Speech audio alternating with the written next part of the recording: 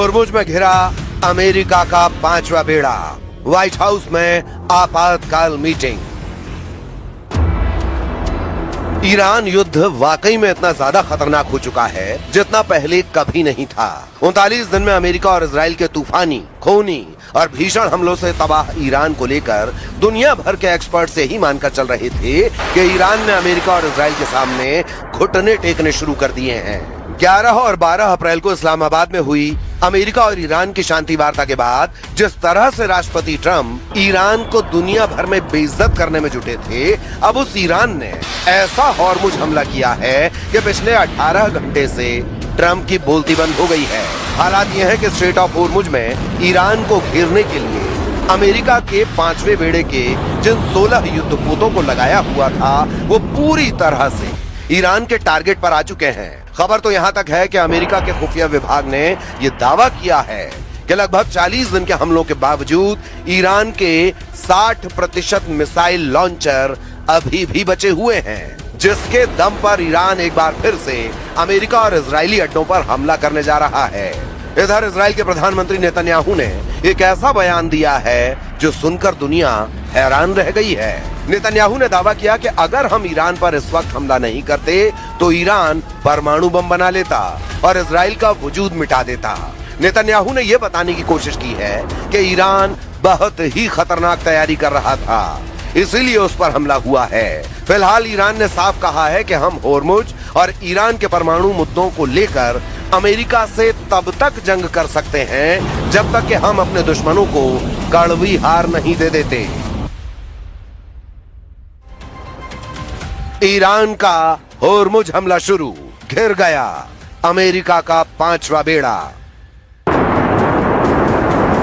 ताजा रिपोर्ट्स के अनुसार ईरान की रिवॉल्यूशनरी गार्ड्स यानी IRGC ने होर्मुज को फिर से पूरी तरह कंट्रोल में कर लिया है। ईरान ने धमकी देते हुए कहा कि जब तक अमेरिका ईरानी बंदरगाहों की नौसैनिक नाकेबंदी नहीं हटाता तब तक कोई भी जहाज यहाँ से गुजर नहीं पाएगा। इस वक्त अमेरिकी नौसेना के 5वें बेड़े ने ईरान के खिलाफ समंदर में 3 घेरे बना दिए हैं ताकि ईरान को घुटनों पर लाया जा सके।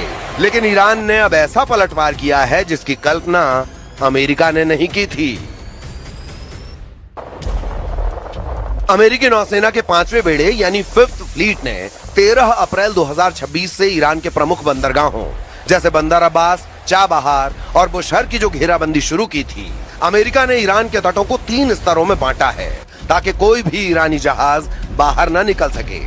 पहली परत आउटर रिंग, विमान वाहक पोत USS अब्राहम लिंकन और उसके स्ट्राइक ग्रुप के युद्धपोत जो लंबी दूरी की मिसाइलों और विमानों से निगरानी कर रहे हैं। दूसरी परत मिडिल रिंग, अर्ली बर्ग क्लास के गाइडेड मिसाइल डिस्ट्रॉयर्स जो किसी भी संदिग्ध हलचल को रोकने के लिए तैनात हैं। तीसरी परत कोस्टल रिंग, मानव रहित समुद्री ड्रोन और छोटे पेट्रोल वेसल्स जो सीधे ईरान के बंदरगाहों के मुहाने पर नजर रखे हुए हैं। अब ईरान ने इस घेराबंदी को तोड़ने के लिए अपनी पारंपरिक नौसेना के बजाय असममित रणनीति का इस्तेमाल शुरू कर दिया है। ईरान ने इस अभेद्य घेरे को तोड़ने के लिए हमले के लिए मास्टर स्ट्रोक प्लान बना लिया है। मच्छर बेड़ा, ईरान के पास हजारों की संख्या में छोटी, तेज और फुर्तीली नावें हैं। ये नावें रडार की पकड़ में नहीं आती और चट्टानी गुफाओं में छिपी रहती हैं। ये एक साथ झुंड में हमला करके अमेरिकी युद्धपोतों को उलझाने की ताकत रखती हैं। कामिकेज और मरीन ड्रोन्स, ईरान ने शाहिद जैसे आत्मघाती ड्रोन्स और पानी के नीचे चलने वाले मरीन ड्रोन्स का इस्तेमाल शुरू किया है जो सीधे युद्धपोतों के सबसे कमजोर हिस्से जैसे प्रोपेलर या हल से टकराकर उन्हें नुकसान पहुंचा सकते हैं। क्रूज और बैलिस्टिक मिसाइलें, खुफिया रिपोर्टों ISW के मुताबिक ईरान ने हाल ही में अपने मिसाइल साल्वों में क्रूज मिसाइलों की संख्या बढ़ाई है।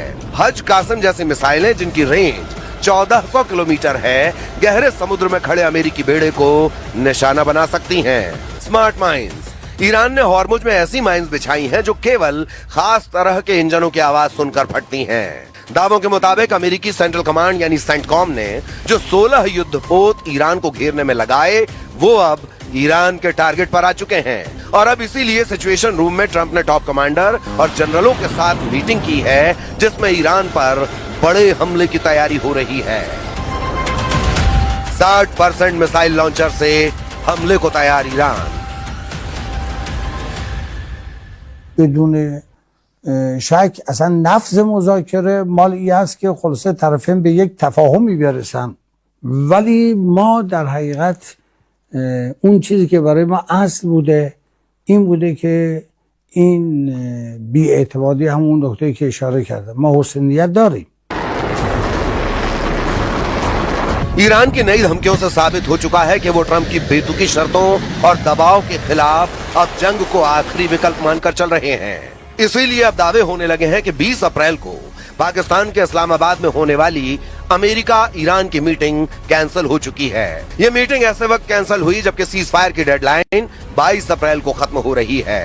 अब सवाल उठता है कि ईरान बातचीत के बजाय बारूद से फैसला करने पर उतारू क्यों है। इसके पीछे की सबसे बड़ी वजह यह है कि ईरान के मिसाइल बंकरों और पहाड़ियों पर अभी भी इतने ज्यादा घातक और भारी मात्रा में हथियार मौजूद हैं जो अमेरिका और इजराइल को कड़ी टक्कर दे सकते हैं।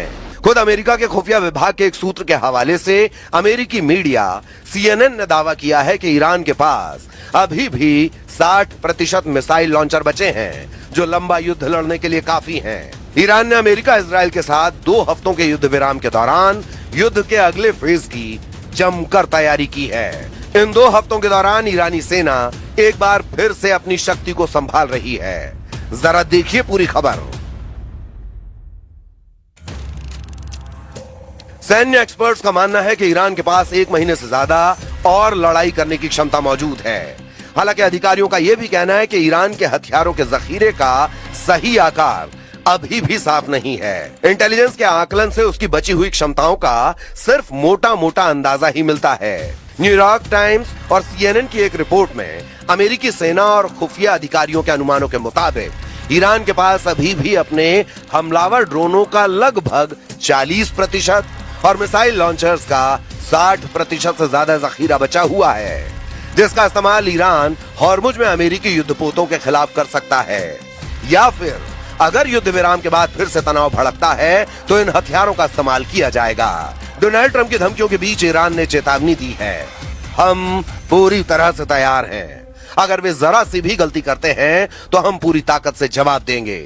ईरानी संसद के स्पीकर गालिबाफ ने अमेरिका को खतरनाक अंजाम भुगतने की चेतावनी दी है। अमेरिकी सेना और खुफिया अधिकारियों का अनुमान है कि करीब 40 दिनों तक चले युद्ध के बाद भी ईरान के पास अभी भी अपने जखीरे का लगभग 40% हिस्सा बचा हुआ है और ये ड्रोन एक शक्तिशाली डेटरेंट साबित हो रहे हैं। कुछ अमेरिकी अनुमानों के मुताबिक ईरान उन मिसाइल लॉन्चरों को मलबों से निकाल रहा है जो अमेरिका इजराइल के हमलों में तबाह हो गए थे। उन जगहों की तेजी से खुदाई की जा रही है। जब ये काम हो जाएंगे तो ईरान के मिसाइल लॉन्चरों का जखीरा करीब 70% तक पहुंच जाएगा। यानी युद्ध से पहले ईरान के पास जितने मिसाइल लॉन्चर थे उसका 70% हिस्सा उसके पास 40 दिनों के युद्ध के बाद भी रहेगा। ईरान के पास मिसाइलों की भी काफी क्षमताएं अभी भी मौजूद हैं।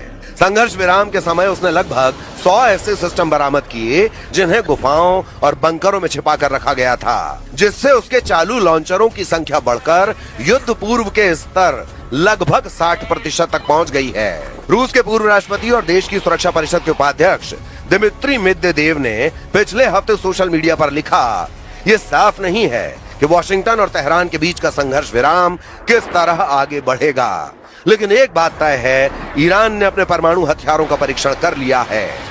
इसे हॉर्मुज स्टेट कहा जाता है। इसकी क्षमता असीमित है।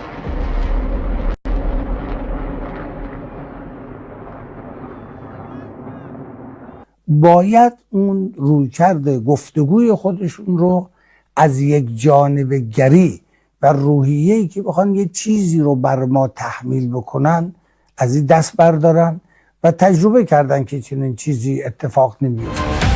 हॉर्मुज में लंबी जंग को तैयार ईरान, चीनी सैटेलाइट निशाना अमेरिकी अड्डे। जब से अमेरिका ने चारों तरफ से हॉर्मुज की नाकेबंदी की है उसके बाद से ईरान ने रूस और चीन के साथ मिलकर ऐसी जंग की तैयारी कर ली है जो अमेरिका के लिए मौत का भंवर साबित हो सकता है। अमेरिका के साथ जंग में ईरान ने जितना खेला किया है उसमें चीनी सैटेलाइट का एक बहुत बड़ा हाथ सामने आया है। ईरान ने मौजूदा जंग के दौरान पूरे मिडिल ईस्ट में अमेरिका के सैन्य ठिकानों की पोजीशन को ट्रैक करने के लिए चीन के बने एक सैटेलाइट का इस्तेमाल किया है और इसे उसने पिछले साल चुपके से हासिल किया था।